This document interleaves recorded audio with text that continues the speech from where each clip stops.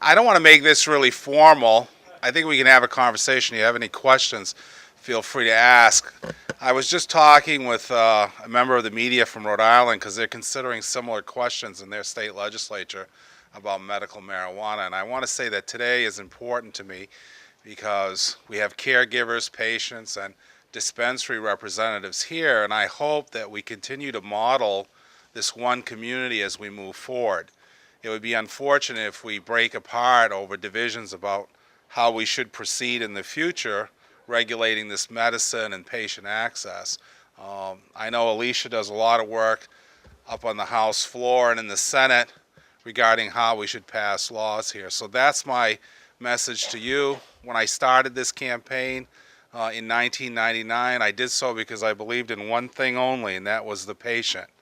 And I want that to be center to all our thinking as we move forward as a community. You know, how we serve that patient, that's up to debate, and we're all ready for that. But as long as we maintain our focus on the welfare and the relief from pain and misery that the patient faces every day, then I think we'll make the right decisions. The other reason I'm happy to be here today is Neil Franken's here from the Law Enforcement Officers against the prohibition of drugs. And whatever we call it, I think what we do share in common, the Major and I, is our belief that in the long run, we need to take a hard look at our drug enforcement strategies here in this country.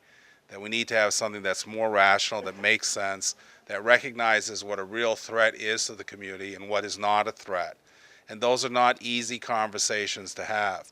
I mean, 10 years ago, part of talking about medical marijuana was to declare that it wasn't going to be some sort of camouflage to legalize it, that we were talking about the patient and not about recreation.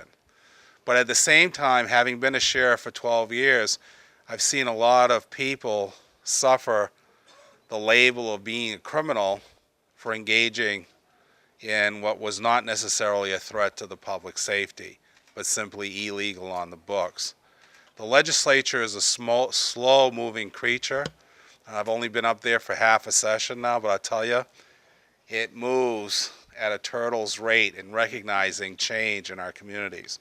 So it's important that we have true voices, a collective voice, and a community dialogue about what you want to see in the future as we establish drug control policy. There are some bills on the floor that would make things harsher if you're convicted for a drug violation. So while we're considering what to do about patients around medical marijuana, which is a more humane approach to the members of our community, at the same time there are those in the legislature that want to add additional penalties. So we've got to find a way to talk about it. So I would urge you to pay strict attention today to what former Major and Neil Franklin here has to say, because he can give us a vision about what reasonable drug control policy can look like.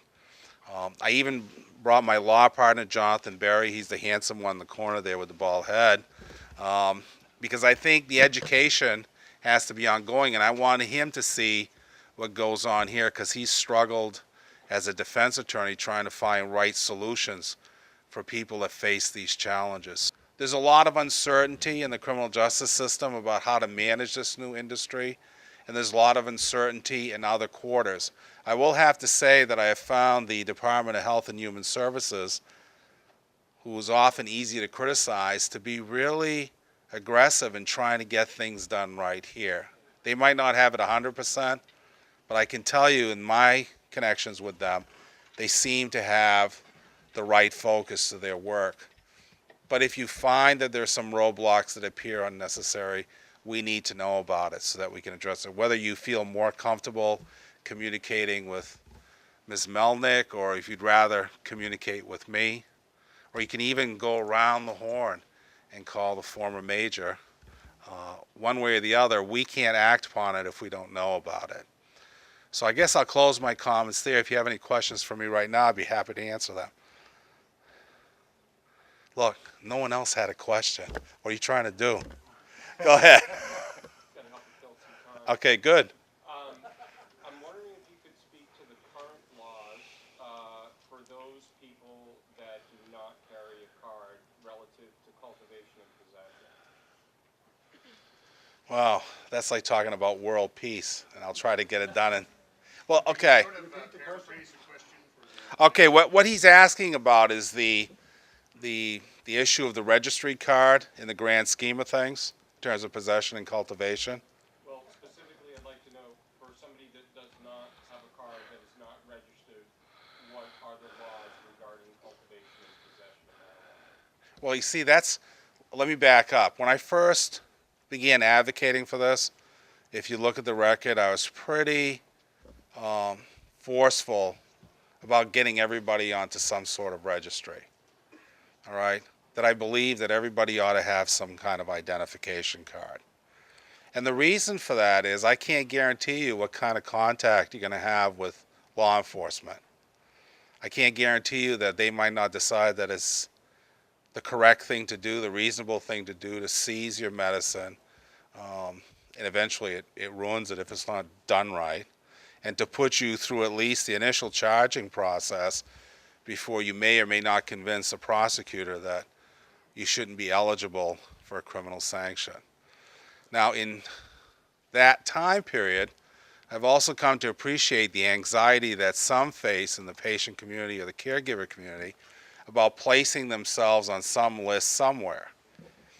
And that's a reasonable concern, because we're in a unique place in our history in terms of drug enforcement.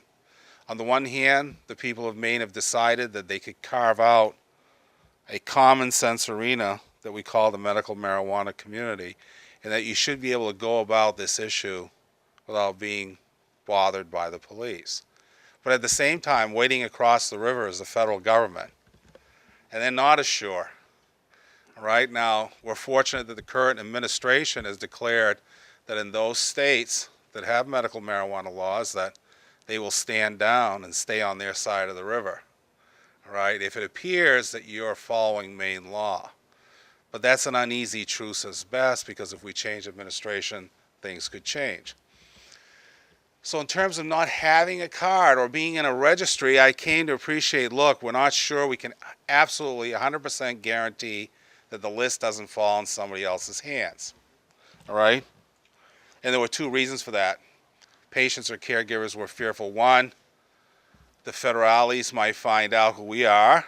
Okay, so there's a law enforcement issue. And two, one that touched me more was the idea that as patients, we didn't feel comfortable declaring or being asked or even contemplate that we'd have to declare our health condition as a condition to be on a registry. All right, so I've been trying to learn these things along the way.